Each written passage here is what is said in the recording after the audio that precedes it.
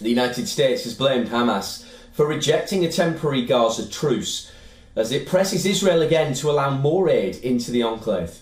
As per officials, Hamas had received a proposal from Egypt and Qatar for a short-term truce in exchange for the release of 4 hostages, and it rejected it for not including a lasting ceasefire to the war.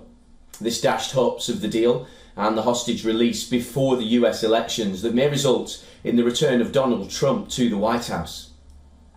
In a telephone call with the Egyptian Foreign Minister, the US Secretary of State Antony Blinken said that Hamas has once again refused to release even a limited number of hostages to secure a ceasefire. Blinken emphasised the importance of bringing the war in Gaza to an end, securing the release of all hostages, and increasing and sustaining the delivery of humanitarian assistance. Blinken also spoke with the Israeli Defence Minister Yoav Gallant and urged further actions to substantially increase humanitarian aid into Gaza.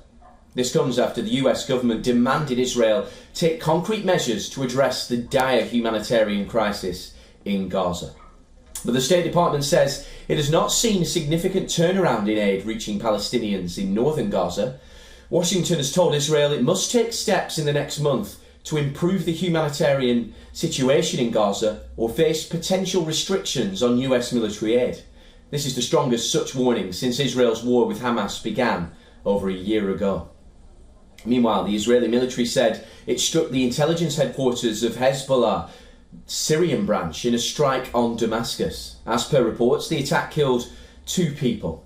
The IDF has intensified its strikes on targets in Syria since it launched a war against Hezbollah in Lebanon. On the other front, Hamas held talks with rival Palestinian faction Fatah in Cairo to discuss the war and their moves towards a national consensus. Hamas and Fatah are long-term rivals that fought in 2007, in which Hamas seized control of Gaza.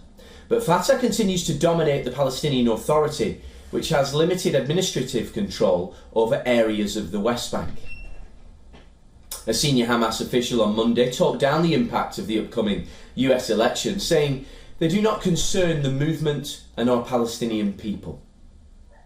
Osama Hamdan also called upon the winner to listen to voices within the United States demanding an end to the war.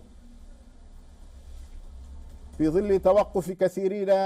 many people are awaiting the result of the American presidential elections, we affirm that whatever the results, they do not concern the movement and our Palestinian people.